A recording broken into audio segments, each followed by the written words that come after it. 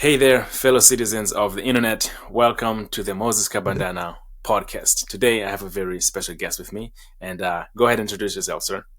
My name is Jonathan Taylor. I'm a classical guitarist with 32 albums. I'm a Warner Brothers hit lab recording artist. I've toured all over the world. There you go.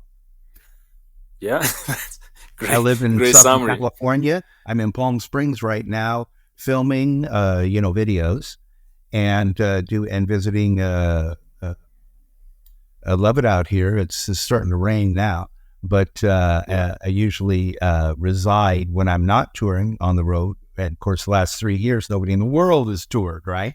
Because of COVID. And I live in Huntington Beach, California. Huntington Beach, California. Okay, Orange I County. lived in LA for 3 years. Yeah. Nice place. Yeah. Yep. I was I was in born Los in LA. I Angeles. was born in Santa Monica. So right Oh. near. Yeah. Yeah. Wow. So, musician. I know absolutely nothing about music. I'm a huge consumer of music, and I remember one year I had a New Year's resolution, which was to learn how to play a guitar. And I think I picked up a guitar, strummed it a couple of times. I started to get like something that closely resembled a blister in my finger, and I was like, Right. that's it. I'm done. So Well- when yeah, No, when did but you? when did I start? ahead. At 4 years old, I started picking out tunes on the ukulele. My grandmother was a silent film organist who played with all the people of that era. That's 100 years ago, more than 100 years ago. And, she played premieres and films that featured Charlie Chaplin, the Keystone Cops, Buster Keaton, Houdini. She played many gigs with Houdini. Wow. Houdini, I said to her one time, I said, what was he like? And she goes, well, he was always, looking for the chorus girls backstage. But she said, he was so good that you couldn't believe it. You thought for sure he was drown in that tank and not get the chains off and that. I go, well, he's brilliant. He would hide the wire in his hair and things like that, or swallow it, and do things like that. And he would pick the locks. He was an expert lock picker. He studied it. I go, he was an expert. And, of course, every police department said, he can't get out of our jail, and he would go out of the jail. Yeah. Well, that's Wow. the background of how I started, and then started listening to Segovia records, and saw him in concert at the Dorothy Chandler Pavilion, Los Angeles, and that pretty much ignited the fire, and I caught the bug. And I'll talk about your calluses on your fingers. So it is true that there is a small amount of callus, and when you first begin, you have to develop a tiny bit. But usually, big callus is a result of applying too much pressure. And that's because you don't know the exact amount of pressure to apply. Only what is necessary to sound the string, because you're playing behind the fret or between the frets, as they say, the frets of the metal bars on the left hand. And that's why that occurs. But it is true that no matter who picks it up, you got to develop a tiny bit there on the left hand. Okay. So in my previous episode that hasn't aired yet, so this might not make any sense to people that are listening. I had this conversation with this woman, and we were talking about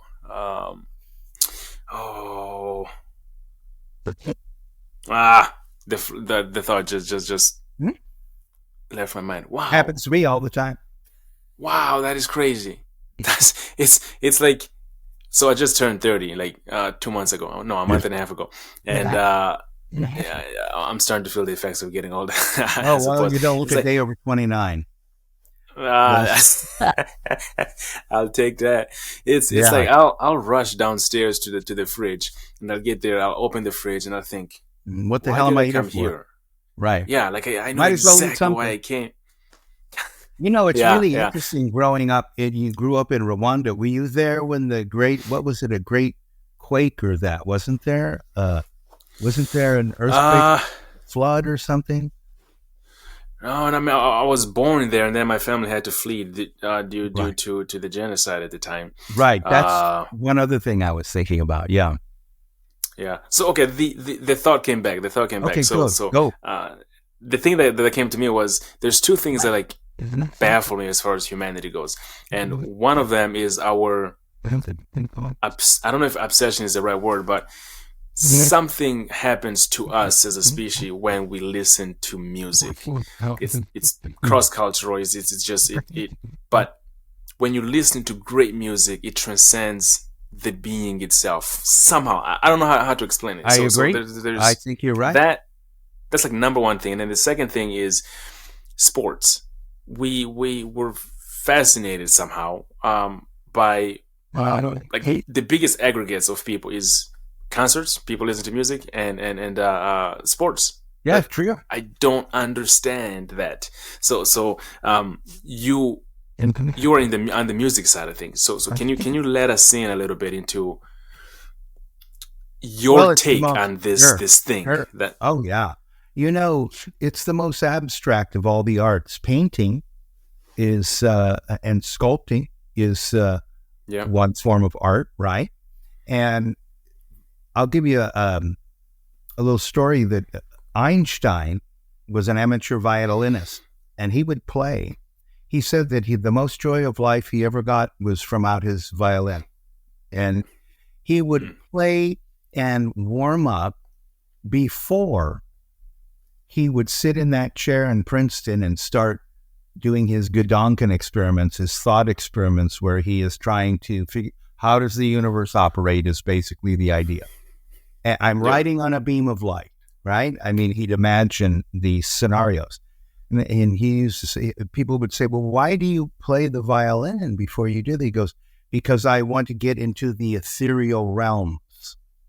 And music Mm. takes me to the ethereal realms. And then I can start there and think, forward or, in a more expansive way. So I also believe music is a very healing thing. I've seen it happen with people. Now, I've had other people challenge me on that, and I understand that. It may sound to some people like, oh, what a load of nonsense, right? Yeah. But I yeah. go, well, I have seen music literally by people listening to it that were ill become better.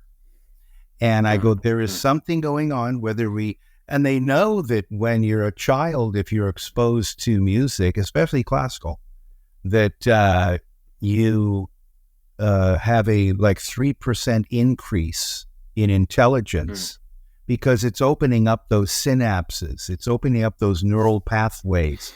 And so that is certainly the most abstract of all the arts, music.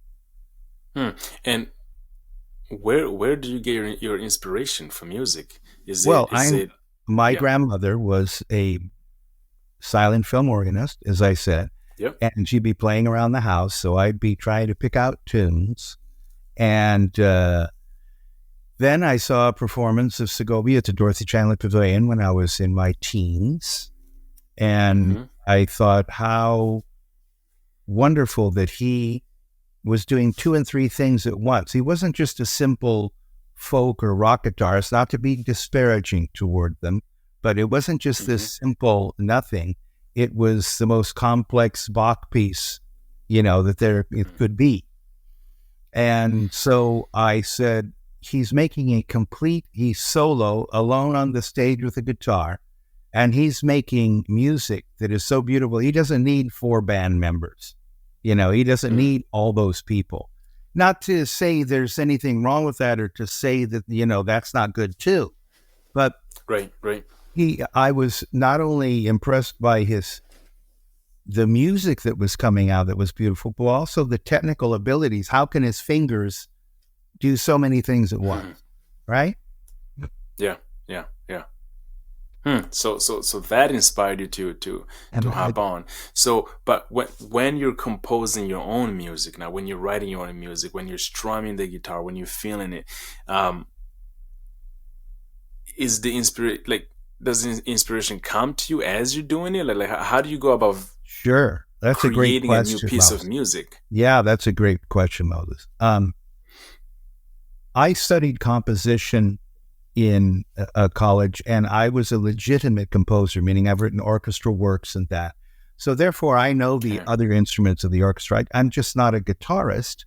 The guitar is the most complex of all instruments, and that's from a person that's written for pretty much every instrument, whether it be an oboe, a bassoon, a violin, a viola, a cello, whatever.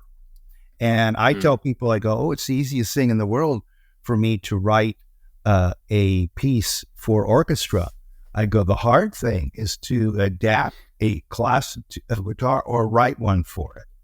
And why is that? And I go, because the technical problems are immense. And the instrument is tuned differently than the other instruments. For instance, the instruments of the orchestra are tuned in thirds. The guitar is tuned in fourths, with 1/3 between the G and B string. And therefore, the voicings are going to be different. And that means that it's going to have come from a different place than the orchestral works. So when I was learning composition, I learned all the not just the major minor system, but the 12-tone system, dodecaphony, bitonality. I used Babbitt squares, in very complex, sophisticated writing in a very high realm. To write a pop song is very easy. To write a symphony is very difficult. So when you ask me, what do I do? Well, first of all, I never write on my own instrument. When people play, let's say chords and lead lines like electric guitars, I go, what you're doing is you're trapping yourself into your skill level. I only write on an instrument that I'm not good at. For example, keyboard. I'm not a keyboardist, but I can play a few things, and all I want is a sound source for what I'm writing. If I play the guitar, I'm a skilled player, and I don't want that. I'm trying to write the music, not perform a piece, right? It's different. So first thing one has to do to get off the instrument that they are an expert on. One exercise we used to do back when I was studying private lessons with one of the great composition teachers of the world, Victor Svat, who knew Nadia Boulanger and many other notables. One of the first assignments was to write a piece for 2 non-pitched percussion instruments. And that is to get your mind away from melody and harmony, which is a simplistic way of looking at things, and to try and create something that has maybe it's a rondo form, sonata form, whatever it is, and that you're not relying upon that. And that's not to say you don't incorporate those things later, all that, but it's an exercise to expand your awareness and consciousness. So I hope that wasn't too long-winded, and but that's the answer. Yeah. No, that's great. So this might be a dumb question here, but is there a spiritual element to music composition? Oh, sure. Oh, yeah. I say that Debussy, for instance, I'll give you an example. So why is Debussy important? I go, well, he created a spiritual world. He created a world that was completely different than the world of, let's say, Baroque music, Bach. And what was that? And I go, well, instead of using functional harmony, he paralleled the ninths, didn't use them as a resolution, say 5/1. And I go, well, he changed the architecture of that. And what did it do? And I go, well, it thrust the ideas into a sphere that had not been explored before. Ravel did the same thing, and so did Satie. I really have a lot of admiration for Satie. I think he was really hooked in to some parts of the universe that nobody could see before. Does Jimi Hendrix fall in that same bucket? You know, Jimmy, I love Jimmy, and I have a couple of Jimmy stories, so your audience may like this. I had a buddy of mine. Tell you a few things about Jimmy. Jimmy was a rhythm guitarist for Little Richard, for Ike and Tina Turner, for many acts for years in the early 60s and toured with them all around the South. And he had not found himself, the Jimi Hendrix we know, right? The Jimi Hendrix that everybody in the world knows. Yeah. I go, well, back in those days, that's what he did. And finally, he went over to England, and Chandler put together a group for him, and then got on Top of the Pops, Purple Haze, and then he was very well known in England, but still not known in America.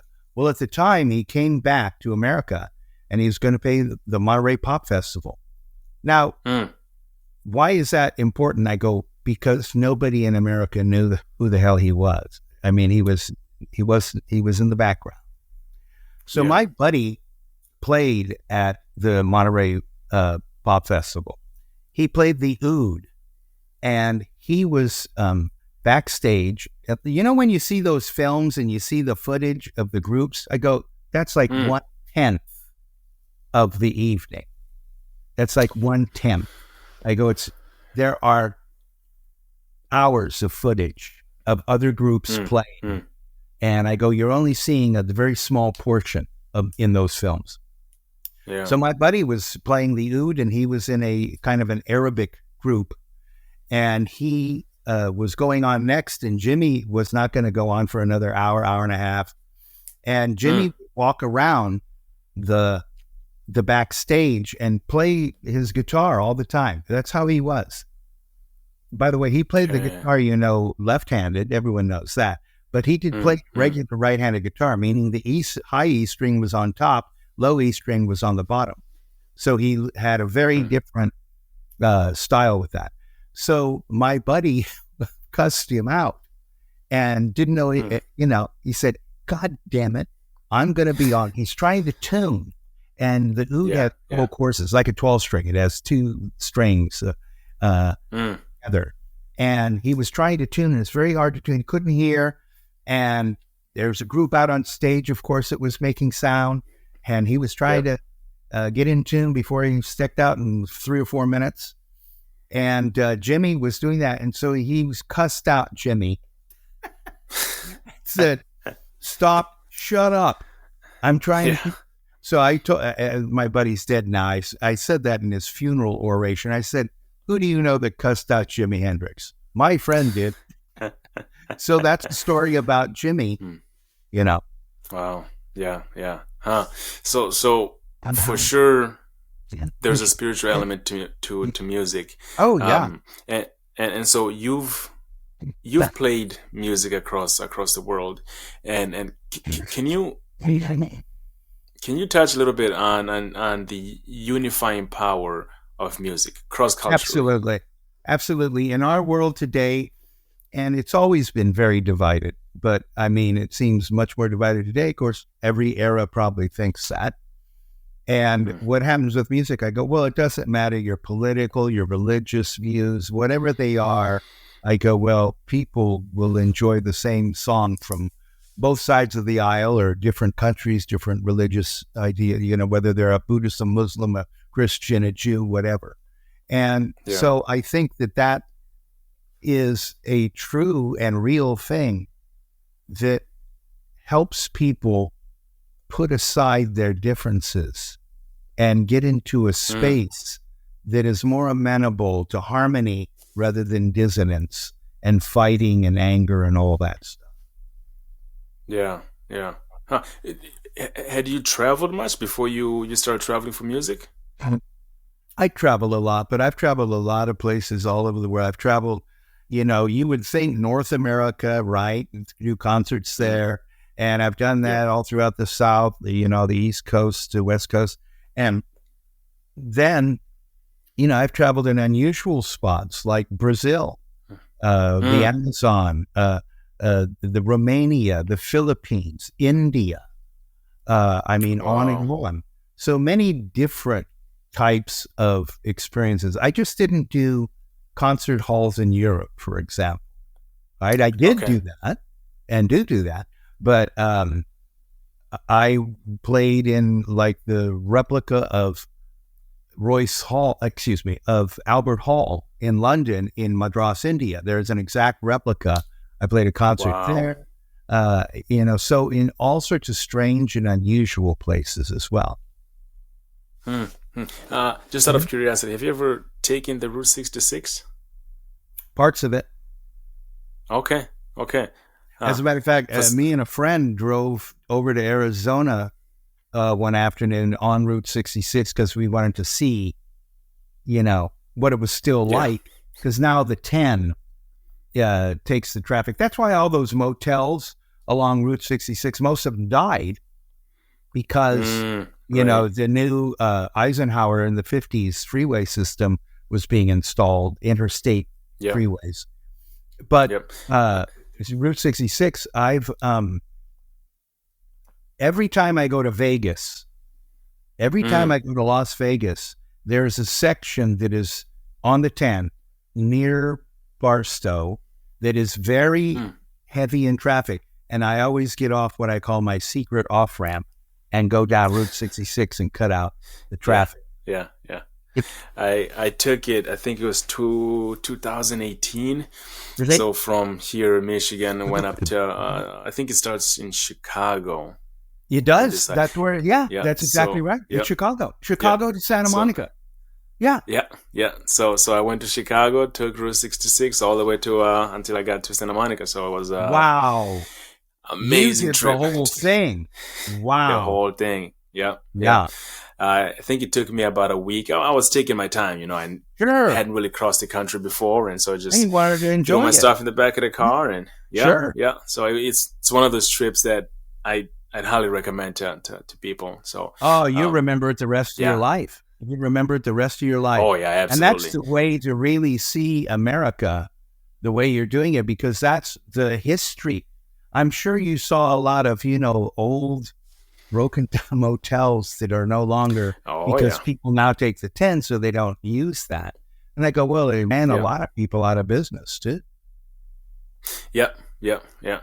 So then,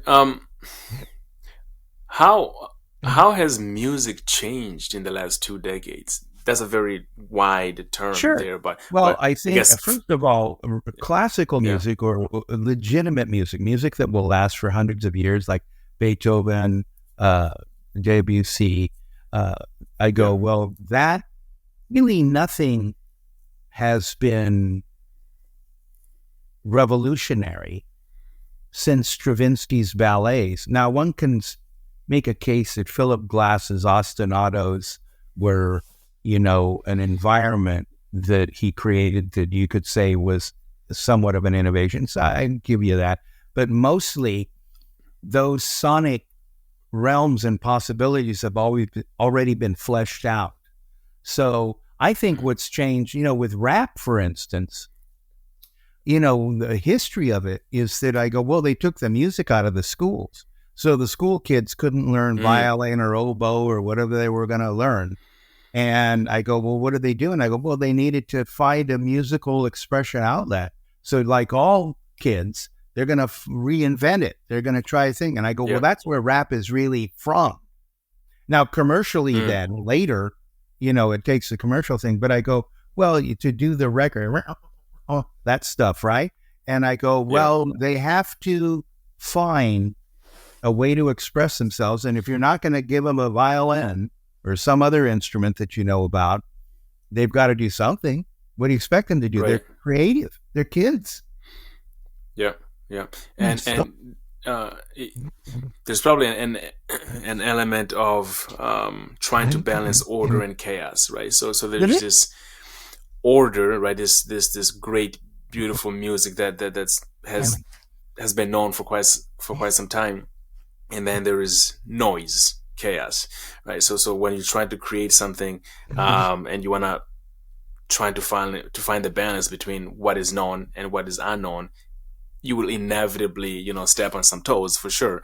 And so I'm just putting my thoughts out there. I don't know if that makes any sense at all, but no, it makes sense. Sure. I think that you're right. And I think that music is love in search of a word. It is a realm that all human beings that ever lived and probably ever will live can find something in, whether it be solace for an ailing person, whether it be enlightenment. So here's an example of what music did to me. Why is it that when one person sits in the audience and they're just there for pure enjoyment and they're listening to the artist perform whatever that is, and the person next to them is now, they want to become that, or they want to pursue that? That's a mystery, right? Why does one person get hit right between the eyes and say, this is the meaning of my life? And another person say, boy, I really love that piece. Right. Huh. Who knows why? I don't know why. Right. Yeah. It's like my mind automatically like runs into some conspiratorial ways of thinking in the sense of like music music is a medium of communication, but within that medium there's like bits of information that arrive differently on different people. So for me, like you just said, someone can listen to a beautiful piece of music and say, wow, that is a beautiful piece of art, and then someone else might be so awed that their only response is to cry, right? So right, that same true. Right, and for someone else it might just be a bunch of noise. They don't really get why people are listening to that kind of music. Yeah, so well, there are some people that can't hear the music in the way you and I hear music. You and I hear music, a certain way. I go, there are some people that cannot relate to it, and that it sounds like noise to them, just like you said, to support your point. I go, it sounds like noise to them, and they can't stand it. They go, it's noise. It's very interesting. And that's how their mind assesses that. Yeah. And it's genre dependent as well, I think, because I used to be an Uber driver when I was in LA, and I love to listen to country music. But I quickly learned that it's not a genre that a lot of people like to listen to. So every once in a while, if I not had in LA, a route, not in LA, right, and maybe every once in a while, in Arkansas. Yeah, fair. You gotta find your people. Toby Keith died yesterday. Toby Keith died at 62 yesterday. I think he had stomach cancer, and fortunately lost the battle. So there's a big country person. Yeah, R.I.P. But yeah, it's just genres draw to some people. Like I cannot stand like the screamo type, right? The dark metal. I can't get it. I don't get it. But I have a buddy of mine from high school, and that is he falls asleep to that stuff. Yeah, he loves it's like wow. Yeah, it's just Different there's folks, one thing for everybody. Strokes, right? Different folks, right. Exactly. So tell me your experience in the Amazonia. Well, I've said this on podcasts before. I almost died in the Amazon. And the reason why was I was being introduced in Belém. Belém is a city on the mouth of the Amazonian River that goes all the way up to Bolivia, as everyone probably knows. And Belém actually means Bethlehem. It's Portuguese for Bethlehem. And there's an opera house there that was built for Caruso in the early teens, 1910 or 1905 or whatever it was. And I played a concert there. And there were just a few seats left for the auditorium. And so the sponsors wished for me to be, the next morning, come down to this outdoor festival where there would be all the city officials and introduce me to the city, and then announce there's a few tickets available. And so there are like 10,000 people outside and for the concert later that evening. So so there I am, I'm being introduced to the mayor, all the big literati and everybody. And so the mayor and his assistants, his people, are handing me their national dish. Like in the Philippines, adobo is a national dish. I guess the hamburger in America, I don't know, which means Sherman. And so they had this national dish, kind of like a goulash, a soup. And they wanted me to sample it because I was going to, it's like we're offering you food. And when you're in a different culture and somebody offers you food, that's right. means they like you, right? Yeah. And so one part of my brain said, don't eat that. And the survival part of my brain. And then another part of my brain said, if you don't eat that, that'll be like a real big insult and slap in the face of the people. Right. And I go, that's no way to get along in this world. And so the social part of me overrode the survival part of me. And so I naturally, people say, well, what'd you do? I go, naturally, I took it. So I had a few sips. Well, I got cholera. So cholera is very deadly. And at the time, there are no preventatives. Not drinking it is the preventative. So later that evening, I did the concert. Everything was fine. And I went back to the hotel and I didn't even know who I was. I mean, I was so out of it. I literally laid on the floor at the hotel room. And fortunately, it was the last concert of the tour. It just happened to be the last concert of the tour. And so I was there in the hotel room for a week and, being very ill and almost died. And why? I go, well, you get very dehydrated. At that time, I was extremely thin, too thin. And I probably lost about 10 pounds in a matter of days, which is not healthy. Wow. That's not healthy to do.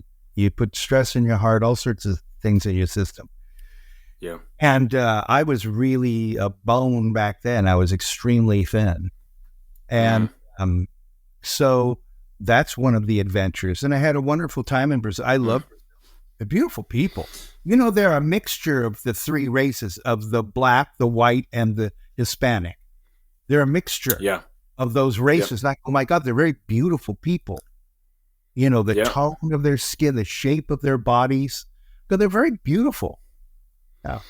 Yeah. I think I was there in 2016. I stayed for about a month and a week or something. Now, where did you go, Moses? What cities were you in?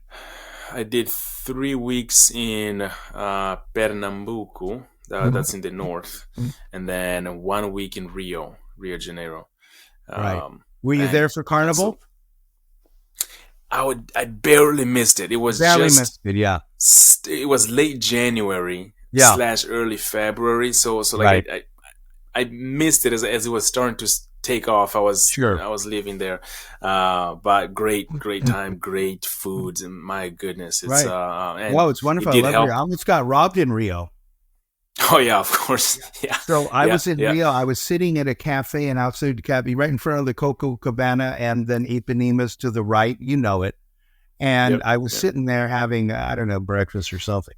And a kid came up. He was probably 16, and he tried to rob me at knife point. And I said, "Don't do that." I said, "It's okay." I mean, I understand the world, and I say, I understand. I knew he lived in those favelas up there on the hill. I knew it. And so I said, it's okay. You don't need to do this. And I gave him some money. I said, I am not giving it to you at knife point. I can take that knife away from you in 2 seconds.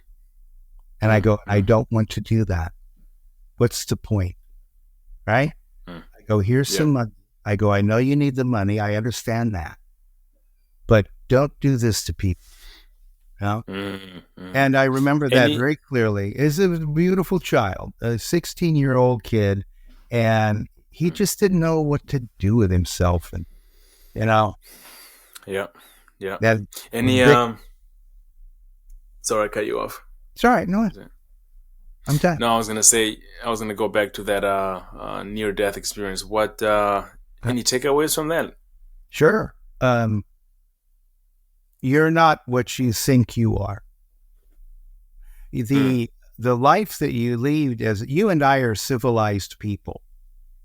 We have a common language that you learned in your youth. You lived years here in America and years in other places. But you and I are civilized people. And that has all sorts of baggage with it. When you get down to the nitty-gritty of what you are, it's not your culture. It's not your upbringing. It's not those things. You're this thing that's very different, that has what should we say, the universe. You're more connected to the universe. You have abilities and that are far beyond what you think you have. And the takeaways were that, I'm not crazy. I don't want to die, but I'm not afraid. Right. I don't want to pay. I'm not crazy. Right. So, who wants that? On the other hand, when God decides you're going to die, you're going to die. So I have that idea. And other people don't believe in that and don't agree, and that's okay. But I go, you just have to keep on keeping on and do the right thing, and whatever happens, happens. Whatever happens, happens. Jonathan, this has been great a conversation. I'm trying to honor the hour here that we have. So any final thoughts that you'd like to leave the audience with here? I have an app. If you just type Jonathan Taylor Guitar into Google, you'll find all sorts of stuff on me free. But I have an app that you can download for free. It's free. And if you're an Android user, then go to Google Play and just type Jonathan Taylor, no break. And if you're an iPhone user, go to the Apple Store and type Jonathan Taylor. The app will come up. There'll be tons of videos, audio files, interviews, not interviews so much, but I have a series called Adventures in Touring since I've been around so much.